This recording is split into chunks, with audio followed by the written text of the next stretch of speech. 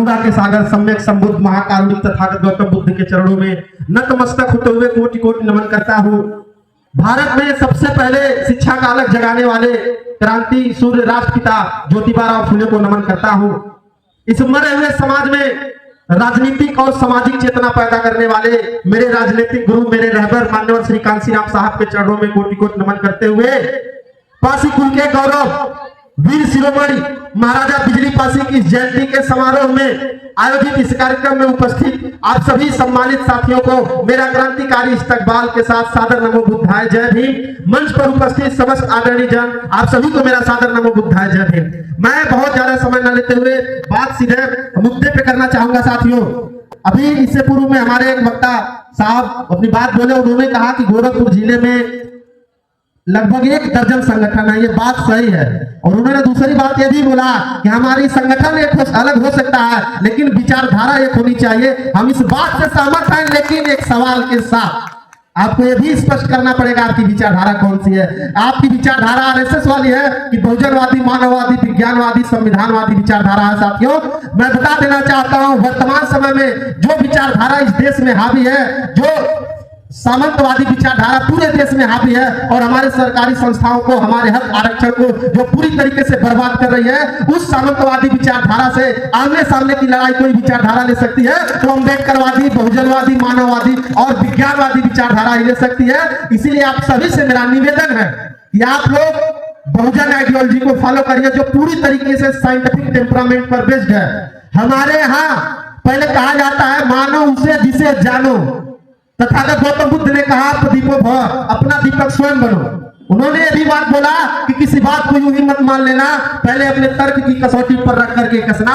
अगर वह तुम्हारी तर्क की कसौटी पर खरा उतरेगा तब उस बात को मानना। साथियों, इतना साइंटिफिक हमारा कल्चर है, हम इसी कल्चर पर काम करके फिर से इस देश में अपनी राज सत्ता हासिल कर सकते हैं। अन्यथा अगर हम इधर के रहेंगे, उधर के रहेंगे, असमंजस की स्थिति में रहेंगे तो बहुत आगे तक सर्वाइव नहीं कर पाएंगे। मैं बहुत बहुत धन्यवाद देना चाहूंगा डॉक्टर अंबेडकर राष्ट्रीय एकता मंच, अखिल भारतीय पासी समाज और इसकी जो सहयोगी संगठन है पासी शक्ति युवा संगठन के जो पूरी टीम को मैं इसलिए बधाई देना चाहता हूं कि मैं भी बहुत दिनों से सोच रहा था और चाह रहा था कि हम लोगों का जितना भी अलग अलग संगठन है उसका एक रीयूनियन किया जाए, एक सामूहिक बैठक हो और एक उद्देश्य पर चर्चा हो।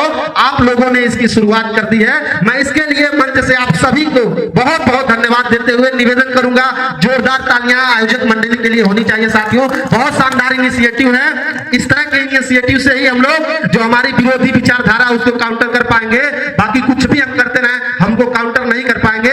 और दूसरा चीज, मैं अपने युवा साथियों से निवेदन करूंगा कि आप लोग अपनी जो इतिहास है, अपना जो लिटरेचर है उसको भी पढ़िए, क्योंकि बिना पढ़े अगर किसी भी लड़ाई को आप लड़ने गए तो आप जीत नहीं पाएंगे। साथियों, इसीलिए निवेदन है कि पढ़िए और अच्छे इंस्टीट्यूशन से पढ़िए, केंद्रीय विश्वविद्यालय तक पहुंचिए। आपको जिस सेक्टर में जाना है जाइए, आप प्रयास करिए अच्छे इंस्टीट्यूशन में आपका एडमिशन हो, अच्छे जगह से आप पढ़ाई करेंगे, उसका प्रभाव दिखता है। इन्हीं बातों के साथ अंत में एक बात मैं छूट गई थी, मैं उसको कंटिन्यू कर दे रहा हूं।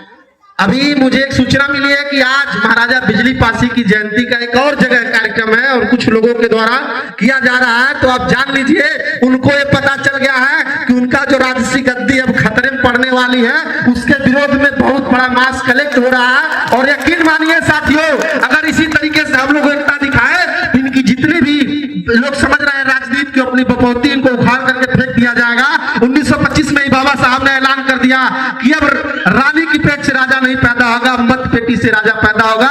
और ये लोग इसी व्यवस्था को लागू करना चाहते हैं। इन्हीं के संसदीय क्षेत्र में मैं गांव का नाम लेता हूं, खुटभार बड़हलगंज के पास एक गांव है, रामफल पासवान नाम के व्यक्ति का जमीन। मैं मंच से कह रहा हूं कि ठाकुर बिरादरी के लोग जबरदस्ती कब्जा कर लिए। इनकी औकात नहीं है कि सदन में एक आवाज बोल दे। ये लोग क्या हमारे हक और हमारी विचारधारा की लड़ाई लड़ेंगे? मैं जिस संगठन में काम करता हूं, हमारे संगठन के नेता है भाई चंद्रशेखर आजाद, मैं उस व्यक्ति को इस बात के लिए धन्यवाद देना चाहूंगा। अगर बात जाति की हो, बिरादरी की हो, अगर शेड्यूल कास्ट में स्पेशली चमार बिरादरी के ऊपर कोई एट्रोसिटी होती है तो उस बंदे में इतनी हिम्मत है सदन में खड़ा होकर के उस मामले को उठाता है। क्या इनकी हिम्मत नहीं है कि रामफल पासवान के मामले को सदन में उठा सके? साथियों, मैं बता देता हूं, मैं उस मामले में पैरवी कर रहा हूं।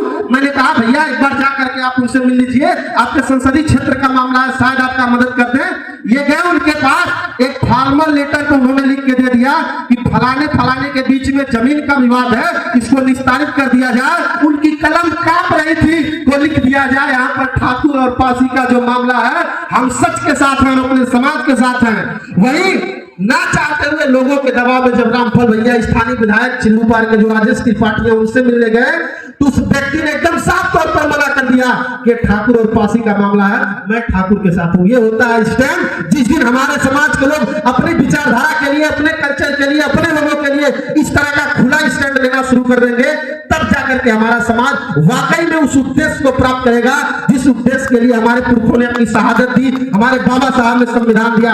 आप सभी ने मुझे आमंत्रित किया और इतनी शालीनता से मेरी बात को सुना, इसके लिए आप सभी का बहुत बहुत धन्यवाद। जय भीम, जय संविधान, जय विज्ञान, जय भारत, जय लोकतंत्र, इंकलाब जिंदाबाद। महाराजा बिजली पासी अमर रहे, महाराजा लाखन पासी अमर रहे, वीरांगना उषा देवी पासी अमर रहे। बहुत बहुत धन्यवाद।